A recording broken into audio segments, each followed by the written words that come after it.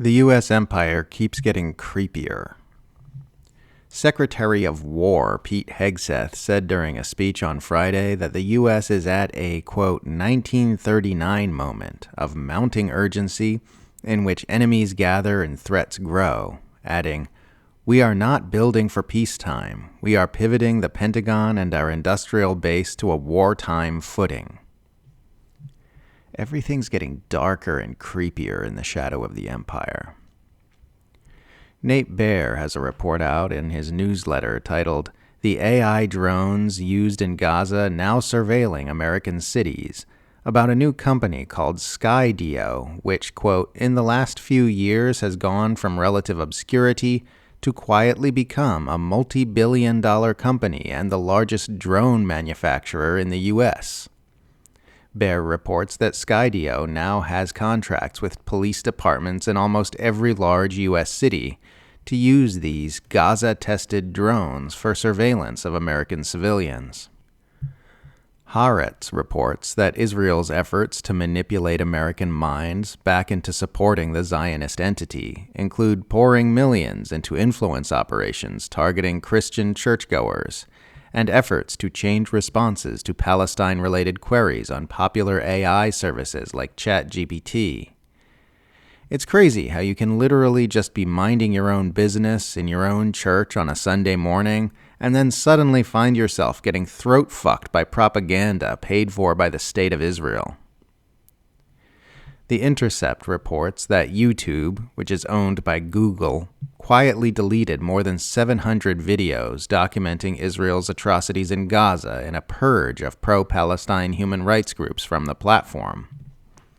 Mass Silicon Valley deletions like this, combined with a sudden influx of fake AI-generated video content polluting the information ecosystem, could serve to erase and obfuscate the evidence of the Gaza Holocaust for future generations. A new report from Reuters says that last year the U.S. had intelligence showing Israel's own lawyers warning that the IDF's mass atrocities in the Gaza Strip could result in war crimes charges. This is yet more evidence that the Biden administration knew it was backing a genocide the entire time, including during election season when left-leaning Americans were being told they needed to vote for then Vice President Kamala Harris if they wanted to save Gaza. In Italy, a journalist was fired from the news agency Nova for asking an EU official if she thought Israel should be responsible for the reconstruction of Gaza, in the same way she said Russia should have to fund the reconstruction of Ukraine.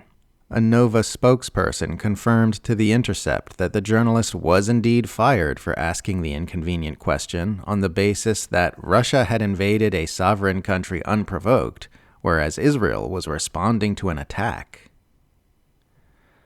Reuters reports that the U.S. is preparing to establish a military base in Damascus.